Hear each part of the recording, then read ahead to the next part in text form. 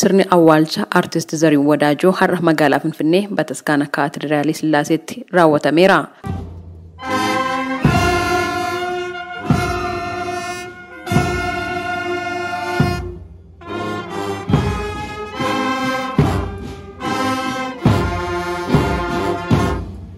Artistiin kun waggootaniif dhukkubsachaa ture wal'aansa sadarkaa biyya keessaa fi biyya alaatti hordofaa ture eebila 15 bara 2015tti du'aan addunyaa kanarraa boqochuunsaa ni yaadatama. Artist Zarihuun Wadaajoo abbaa isaa obbo Wadaajoo Gobanaa fi haadha isaa aadde Zawdituu Makkoo Soolanirraa bara 1949tti magaalaa Naqamteetti dhalate akka seenaa jireenya isaarraa ibsametti. Artistiin kun seenaa jireenya isaarratti akka ibsametti ijoollummaa isaatiin godina Wallagga Bahaa magaalaa Naqamtee akkasumas godina Shawaa keessa bakka garaagaraa fi Gimbiif Mandiitti ijoollummaa isaa akka dabarsetu ibsame. Artist Zarihuun qabsoo farra cunqursaa barataa kutaa 7ffaa ta'ee magaalaa Mandiitti akka eegalees himameera.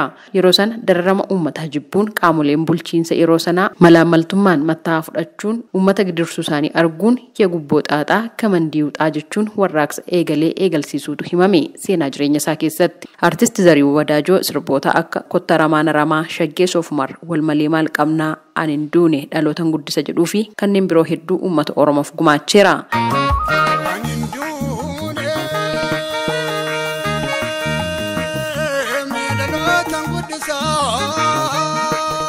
Sirboota qabsoo, sirboota aadaa fi duudhaa uummatichaa ibsan hedduus weellisee jira. Namoonni beekanii fi hiriyoonni artist Zarihuun Wadaajoo waa'ee isaa akkanaan ibsaniiru. Artist Zarihuun Wadaajoo bara dheeraa waliin dabarsine hiriyaadha jechuus danda'ama. Mana faana hiriyaadha baay'ee waliin dabarsine, muuziqaas baay'ee waliin dabarsine, qabsoos baay'ee waliin dabarsine.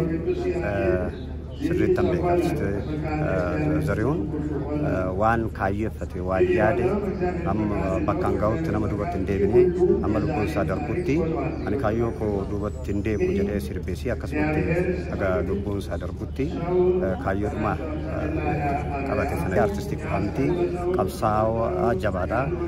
Obbo Leencoo Lataa afaan qabsoo jalqabanii aartiitti illee akka jalqabu kan godhan Obbo Leencoo Lataati. Ministeerri aadaa fi turizimii obbo Qajeelaan ibsaa turani. Egaa warra qabsoo Oromoo anis hoggaan dubbadhe artist Zarihuun calaqqee Oromooti jechuun calaqqee nuu calaqqisu lafti ni bakka kana keessa hin ifa inni calaqqiseet Oromoodhaa ifa baase baay'ee goota nama kabajnuudha. Maqaan koo Dirribii Damsee Bokkuun jedhama. Pireezidaantii Waldaa Maccaatuu Lamaati. Zarihuun Wadaajoo bara 1969 yeroo isaan calqaba giddugala biheeraawi tiyaatir maqaa sanatti baandii Arfan Qalloo Hararii fi baandii Wallaggaa dhufan biiftuu Wallaggaa jedhama wajjiniin yeroo isaan sirba dhiyeessan beekaa.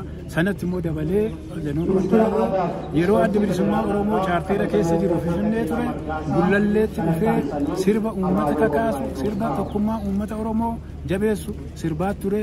Muuziqaa isaa keessatti aadaa, siyaasa, dhimma hawaasummaa fi tokkummaa irratti kan xiyyeeffate ture kan jedhan obbo Dirribiin jireenya dhuunfaa osoo hin taane uummata isaaf jiraatee darbee jechuunis ibsanii.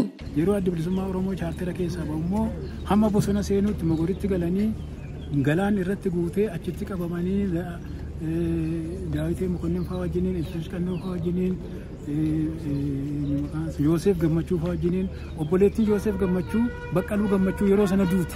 Ishiinis qabsoo sana keessa turte, laga sana keessatti duute, waraanaan marfamanii achi qabamee, reebamee, mataan irraa haadamee, achi keessaallee bahee warri wayyaanee yeroo sana biyya bulchaa turan birrii gaarii sii kenninaa sana dhiisii nutti galii jedhanii hin galu jedhee hojii dhoowwanii hiyyoomee, reebamee, miidhamee kaayyoo sarraatuun deebiin hamma yoonaatti nama qabsaa turedha. Waldaa Maccaatuu Lamaa keessatti immoo nama tokkummaa Oromoo jabeessaa turedha. Innuu miseensa Waldaa Maccaatuu Lamaati. Kana gaafanan beeku waa'ee Zarihuun.